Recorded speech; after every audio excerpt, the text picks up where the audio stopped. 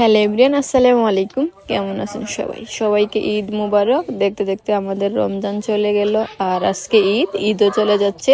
যাই হোক, আমাদের ঘর থেকে দেশি একটা হাঁস ধরে নিলাম, চীনা হাঁস। আসলে সারাদিন মিষ্টি জাতীয় খাবার খাওয়ার পর সন্ধ্যাবেলা তো ভাত খেতে হবে, সেই জন্য রান্না চুলায় বসিয়ে দিলাম। আর নিজেদের ঘরে যদি এরকম হাঁস মুরগি থাকে তাহলে তো যে কোনো সময় জবাই করে রান্না করা যায়। এই যে দেখেন হাঁসের গুস্তটা কতটা সুন্দর, মাশাল্লাহ, একদম লাল।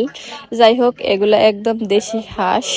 আমাদের সবজি যেমন টাটকা, আমাদের হাঁস মুরগিগুলো একদম টাটকা, কোনো ভেজাল নাই। যাই হোক, সবকিছু কেটে কুটে রেডি করে চুলায় রান্না বসিয়ে দিলাম। এখন আমি মশলাগুলো আগে কষিয়ে নিচ্ছি, সাথে কয়েক পিস আলুও দিয়ে দিচ্ছি।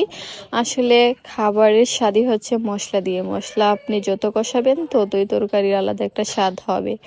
আর আমি ওইদিকে আরেকটা তরকারি বসাইছি। যাই হোক, এই যে দেখেন মাংস মাশাল্লাহ অনেকগুলাই হয়েছে। একটা হাঁসের মধ্যে 3 থেকে 3.5 কেজির মতন গুস্ত হয়েছে। যাই হোক, কয়েক পিস আলু দিয়ে দিলাম। আর আমাদের জেডার গড়ের ভাই, তারপর কাকাতো ভাই, সবাই আজকে আমাদের গড়ে খাবে। যাই হোক, সবকিছু রান্না বান্না করতেছি। আপনাদের কি অবস্থা? ঈদ কেমন কাটতেছে অবশ্যই কমেন্ট করে জানাবেন। আর দেখেন আমার তরকারির কালারটা কতটা সুন্দর হয়েছে।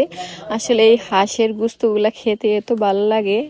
আর যারা এরকম হাঁস পালেন, যারা গ্রামে আছেন, তারা অবশ্যই কমেন্ট করবেন। আর যারা এই হাঁসের মাংস খাইছেন তারাও কমেন্ট করবেন। যাই হোক, যদি আমার ভিডিও আপনাদের ভালো লাগে তাহলে অবশ্যই শেয়ার দিবেন। খুবই সুন্দর আর হয়েছে কালারটা। সজীব, যাই হোক গাইস, সজীব আমাকে ডিস্টার্ব করতেছে।